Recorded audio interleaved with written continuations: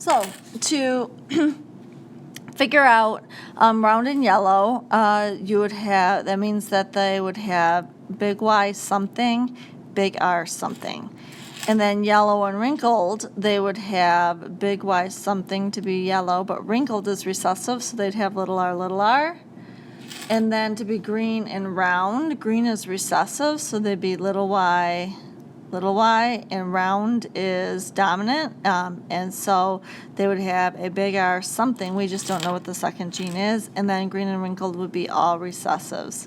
So that's what you do, and so you look to see what are the chances of them having a yellow and a round. So you count them. So yellow and round is one big Y and one big R. So you go 1, 2, 3, 4. And I like to do little check marks in there. 4, 5. That's not it. 6. 7, 8, 9, and that's it. So that's your 9.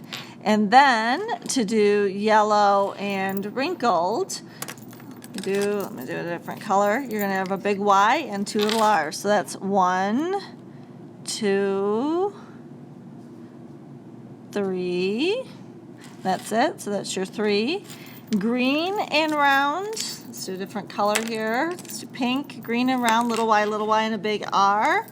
And so in this case here, that would be 1, 2, and 3. So that's our other 3. And then lastly, all recessives. There is only one of those, and that is little y, little r, and that is 1. So that's where you get a 9 to 3 to 3 to 1 ratio. And you always get that kind of ratio if the parents are heterozygous. All right, is that 9 to 3 to 3 to 1 ratio. So when we look here, it says using a dihybrid cross, Mendel developed the law of independent assortment, meaning that the chromosomes independently assort during meiosis, so that's why you can get the two different lineups and therefore your different results. The law of independent assortment states that each pair of alleles segregates independently of other pairs of alleles during gamete formation. Strictly speaking, this law applies only to genes on different or non-homologous chromosomes. So genes located near each other on the same chromosome tend to be inherited together, and that's what we looked at over here on the left. If they're on the same chromosome, they are inherited together. Notice it says tend to be because we'll talk a little bit later that, remember, crossing over can occur to get you some different results there. All right, so let's look at this example here with P's again. So I switch the letters here. It's the same thing, yellow and green, round and wrinkled, as we had up here, except I'm using D's here. So here's the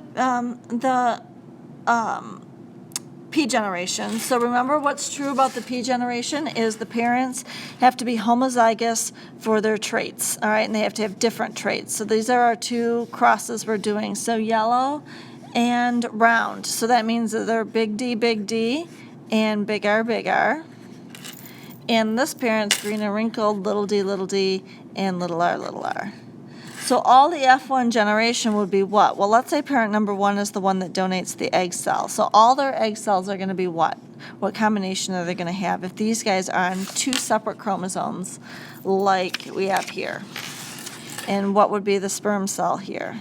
So you should be able to fill in the combination here. They're going to pass on a big D and a big R. That's the only thing that they can pass on, and this one's going to pass on a little d and a little r. So all the F1 generation, when these guys, this sperm fertilizes this egg, all the F1 generation is going to be big D, big R, little r. And remember, those are on different chromosomes, so therefore you have the big D, little d, and then the second pair of chromosomes, big R, little r. All right, and that's what that means, 2 chromosome pairs. So if we look over on the second page here, let's do a sample problem. So I'm not going to do pea plants. Let's look at humans. All right, let's look at the 2 traits. A big R is more than 5 fingers.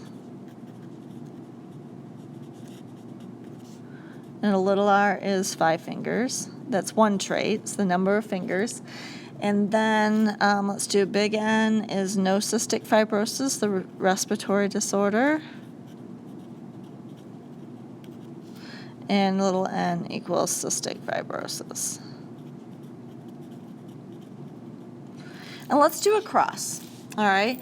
And we're going to use this big Punnett square. Let's say here are your two parents. So parent number 1 is heterozygous for both traits. That's the first thing. And we're going to cross that with a parent that's homozygous, dominant, for fingers,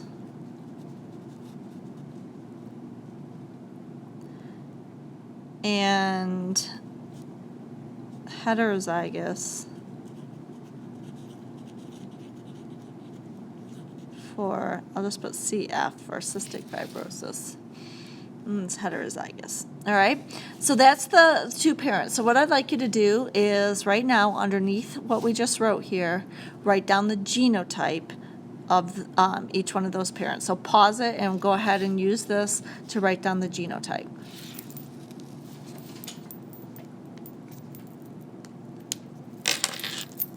Okay, so what you should have is, since this parent is heterozygous for both, they're big R, little r for the fingers, and big N, little n for cystic fibrosis. And homozygous, this parent is homozygous dominant for fingers, so that means the two genes are the same and they're both dominant, so they're big R, big R. Heterozygous for cystic fibrosis is big N, little n. Do they have cystic fibrosis? No, they do not have cystic fibrosis, but could they pass on that gene to their kids? Absolutely.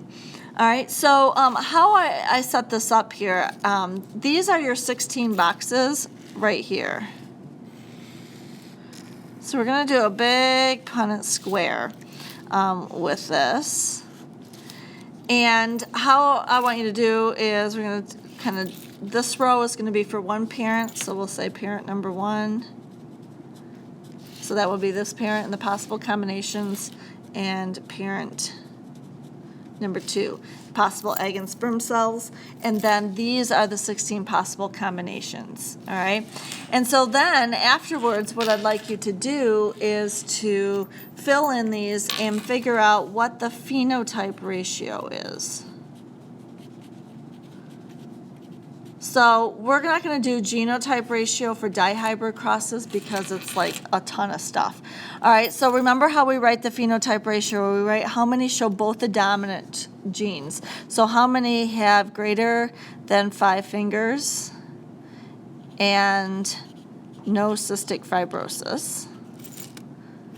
How many have, let's keep greater than 5 fingers, so dominant and recessive and cystic fibrosis?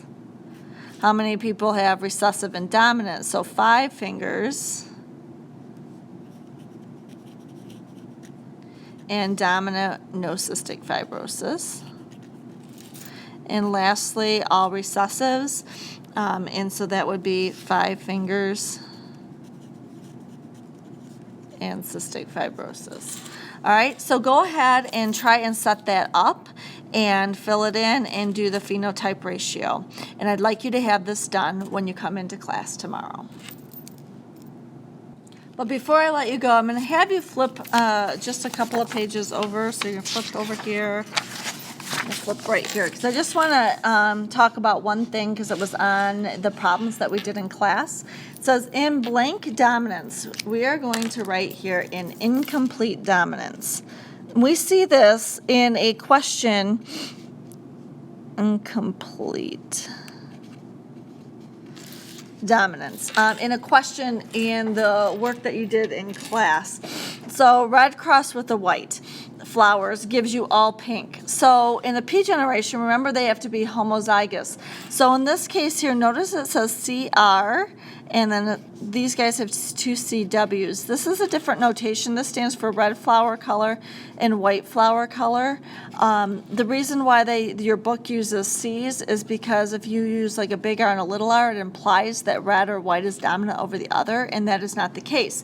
And so what happens is you have a red gene and a white gene, so they use the big C stands for color, big R, big W, the R and the W stands for whether or not it's red or white. Sometimes I've seen it also, somebody just will notate R and W for red or white. That's another notation that I've seen. Your book just happens to use this. So they're homozygous, 2 red genes, 2 white genes. So the gametes, this one's always going to pass on a red gene, always going to pass on a white gene. So the kids all have a red and a white gene. They're all pink. Notice here that red or white is not dominant over the other. So incomplete dominance is when the red and the white gene are both working, they produce their colors, and you get a blending. So incomplete dominance, you always see a blending between the two. And if you see a blending, then that means for sure incomplete dominance. All right, so then sticking with this, then if you notice here, then your pink, if you cross 2 pinks, they can pass on the red or the white gene, and another pink, red and the white gene. So they could have 2 red genes, and they could have a red kid, red and a white, and have a pink kid, red and a white again, and have a pink kid, or 2 whites and have a white kid. So therefore, they would have a 1 red to 2 pink to 1 white phenotype ratio. Their genotype ratio would be 1 CR/CR to 2 CR/CW to 1 CW/CW. That would be the genotype ratio there. And so when a gene exhibits incomplete dominance, then you pretty much know for sure that what the genotype is. Because if they're red, you know they have to have 2 red genes. If they're white, they have to have 2 white genes. But if they're pink, they have to have a red and a white. And so whenever you see blending, that's what's going on. All right? And that concludes our video.